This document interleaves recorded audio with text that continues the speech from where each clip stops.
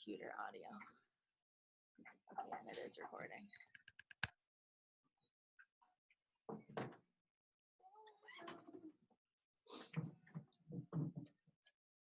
Oh my god, he's in the waiting room. That's so funny. Okay. Good morning, Tim. Can you hear us, Tim? I can hear you fine. How about me? I can hear you good. You're just you're sideways. Oh, okay. How do we change that? There we go. Just like that. Oh, you want to like sideways like this? Wow. I like the angle. That angle's fun. Yeah, right. That's perfect. Yeah, usually I can flip it out, but I'll keep it like this. Okay, good. Cool. So where the heck are you? I'm in the living coast here at Brookfield Zoo with our Humboldt penguins. Oh my gosh, I see one behind you, like right on your shoulder. Yeah, I'll try and get you a look here. A couple swimming. There you go, guy. He's coming on this way. Here we go. Wow. Better? How Yeah, they can swim up to 17. How many penguins live at Brookfield? So we have 28 at Brookfield Zoo, and 20 are currently here in the habitat. Oh, man. So what's the climate like in there? You know, it's quite beautiful in here. You know, it feels like it's about high 60s, low 70s, good humidity. Perfect place to be in the wintertime. Yeah, right? That's so fantastic. Now, what we're getting a chance to do right now is something that people can go to your website and see them in action anytime they would like. Is that right?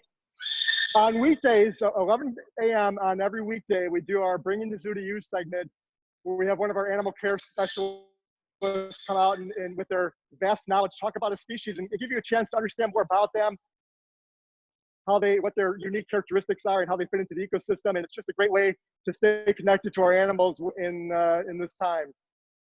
I feel like that's why I have always put myself in a situation where I had to struggle with a lack of leanness and rockford abs, because I, much like a penguin, like to slide down hills on my stomach.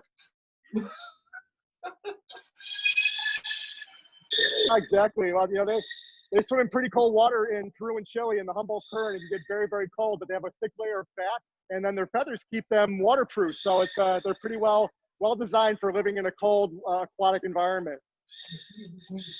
That would have made it so much better. Is that making that noise? Well, there's a couple of other bird species here. We have gray gulls. This is what you're hearing right now. And they just like to talk all the time. And of course, Inca terns flying overhead. You might see them up in the upper part of the rock there. Yep, just saw one. Cruising around. I was gonna say, I didn't think penguins were that noisy. No, they have a braying sound, almost like a donkey. When they get vocal, you'll hear them. They're very, very loud. But right now, it's the gray gulls kind of taking over the audio. Okay, so Tim, you know, when you say something like that to us, the very first thing I want is to hear your imitation of a penguin. Oh my goodness. It's more like a, that's terrible. I'm not in good voice this morning. It's a bit of a cross between Chewbacca and some other kind of high-pitched animal. And a man gargling, that's what. Yeah, exactly. So fun. So, like, you know, penguins are such an interesting creature. I'm trying to remember that there was a movie that Morgan Freeman did the narration for about penguins. What was that movie? I can't remember the name of it, but it was about down in the on the Arctic shell in Antarctica.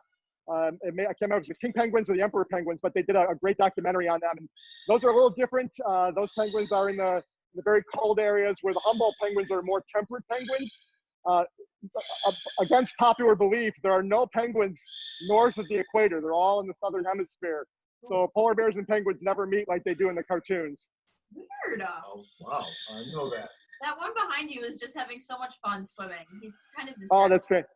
Yeah, I believe a couple of these penguins are going through their molt, which is a seasonal loss of feathers, or replacement of their feathers. And so when they do that, just before they start losing their feathers, they stock up on fish to put a big layer of fat on, and then they kind of go through that transition of losing their feathers and regaining them in a couple weeks' time. Dang. And they just get to do it while in the swimming pool. We have to order online, then pick it up curbside. We want new feathers. We got to search on Amazon all day long. Your jacket's so expensive. It's crazy. Yeah, they've got it all lined out. So while we can't come to Brookfield with our families right now, and our hope is obviously that we will be able to do that soon, there is a more intimate sort of interaction with penguins that you could do once you're opened again, yes? Yeah, it's our penguin encounter, which is one of our most, it is the favorite encounter that we have here. We sell it out all the time. You get to go in a nice little room and sit down. The penguins come in and they just interact with people. They're so gregarious. They're very social animals, and a lot of our penguins have been socialized to humans, and they just love how crazy us humans are and how we look and how we act. But you can come out here, sign up, come in for a penguin encounter, sit down, and they'll come in and just make your day. It's really a fantastic experience. Oh, fun! And now I know you and your colleague, I'm sorry, what was that? I'm sorry, I didn't say anything. Okay. Might have been the bird. I was just reading that you and your colleagues do live chats on Instagram too at 2 o'clock every Tuesday and Thursday. What are those usually about? You know, it's another animal species that gets you a chance to get an in-depth look at one of our wonderful animals here at Brookfield Zoo. It's great long format type of interactions where we can really get into depth about the animals' interesting characteristics, you know, how we take care of them, and all the wonderful things that you can come.